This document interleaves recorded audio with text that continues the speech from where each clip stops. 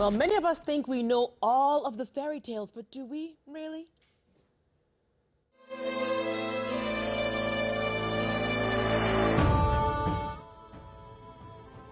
Well, with his very special spin on fairy tales, New York Times bestselling author Soman Chainani will have you thinking twice about the stories we've been told in the past. His books are unlike anything you or your kids have ever read. His newest one, Beasts and Beauty, is out now, and the talented Mr. Chainani is here to take us into his ever-never world, and we are so happy to have you with us this morning, sir. Hold on, I have to ring my bell for you.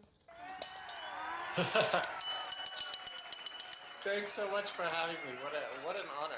No, it isn't. What, are you kidding? It is an honor for us to have you because your mind is like a beautiful, scary, and all kinds of weird. That's a compliment. It has been that way since I was a child. I think my dad nicknamed me America's storyteller because I couldn't ever get through a sentence without sort of churning it into a big giant fairy tale, even from an early age. Wow. All right, so before we get to the new book, Mr. Chainani, we have to bring up your best-selling series, The School for Good and Evil. The books have all been bestsellers and translated into 30 languages. Sophie and Agatha are your leads, and I love the premise. But for those who don't know, can you briefly fill us in to the story? Sure. I mean, School for Good and Evil came about because I grew up watching Disney and reading Harry Potter, and I just got sick of the odds being stacked against the villain, right? The villain always was going to lose no matter what, even if they were the superior character. And very often to me, I felt like the villain was more equipped than the hero to win. So when they lost at the end and died, it always felt like, we were purposely kind of engineering the story that way. And so it came out of the desire to create this school where good and evil were equal, and you could follow both at the same time. And you could ultimately choose who you wanted to root for, but they get an equal chance. And so it's a story of Sophie and Agatha, two girls who are kidnapped to this school for good and evil. Sophie is clearly meant to be a princess in the school for good. Agatha is clearly meant to be a witch in the school for evil. And they're best friends, and they get switched into the wrong school. So Agatha ends up in the school for good, and Sophie ends up in the school for evil. And the question of why they were switched into the wrong school and what happens because of that sort of seminal mistake is what fuels the entire series. Gosh, the brilliant mind of Mr. Chainani. So is it safe to say that you are living your real life fairy tale, because this series of yours is coming to Netflix, and it has some super big names in front and behind the camera? Yeah, it's going to be one of Netflix's biggest movies ever. It's being directed by Paul Feig, who's a hero of mine and one of my favorite directors. He did Bridesmaids and Ghostbusters and Heat and Spy and Freaks and Geeks. And it's starring Charlize Theron, Kerry Washington, Lawrence Fishburne. I spent a good deal of time on set earlier this year. And it was the most surreal experience I think I've ever had in my life.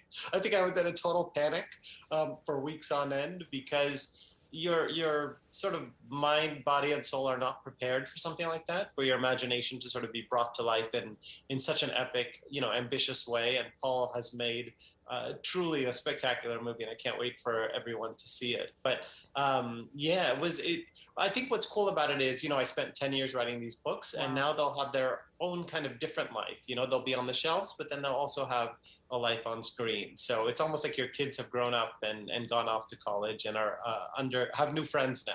Yeah, and what I love, I was seeing snippets because Charlize and Carrie and Paul Feig and even yourself have been sharing like behind the scenes of their costumes, and I was just like, man, this is unbelievable. So it's so good to see. We're so happy for that. And while we wait for 2022, you have delivered Beasts and Beauty.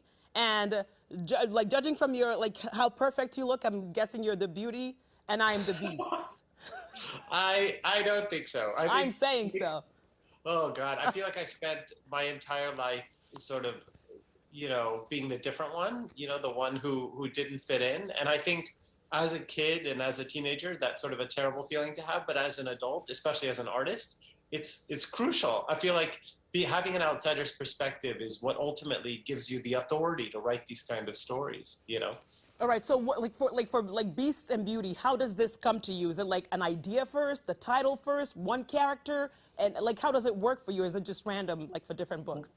I think it was because during the lockdown, we were all sort of trapped inside, and I didn't know, and the world was falling apart, honestly, during those early days of coronavirus. And I wasn't sure what I wanted to write next because I didn't know what the world was going to look like and when this pandemic was going to end and all those things. And so I started thinking about, well, what's going to be true when it's all done? What's fundamental about our society no matter what? And I went back to fairy tales and the fact that, for hundreds of years, society depended on them in every culture to help raise their kids and even their adults to some extent and give them survival guides to life. And it felt like we had lost them, that our fairy tales had become kind of obsolete and outdated. And I thought, well, why don't we start with these fundamental cornerstone stories and rewrite them? Only this time, the good guy isn't always going to win. I sort of undisneyfy these stories. And the goal was to write a book for all ages, kids, adults, the kind of thing that a family could read together and sort of create the perfect kind of holiday gift book for every family. Oh, a mission accomplished. And my goal now is to track you down because I know where you live now. Oh yeah, no, I've been in New York a long time. I love it here, and I anytime I go anywhere else, I'm like can't wait to get back to New York. All right, can't wait to get back to where you live because I'm gonna be there. Like as soon as we're done with this, I'm coming over. Just so you know, because we're besties now. Anytime. Oh, anytime. He said it. This is being recorded, sir. People are hearing you say it. So when I show up, you cannot complain. Oh no, I'll have the wine and peanut butter ready. Oh yeah, I love peanut butter.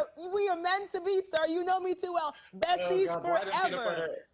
Wine and peanut butter is all you need to get through life. Besties honestly. forever. Such a pleasure to talk to you. While we wait for the School of Good and Evil to arrive on Netflix sometime next year, you can check out his spin on fairy tales with his latest book, Beasts and Beauty, which is currently available everywhere books are sold, because that's how he rolls.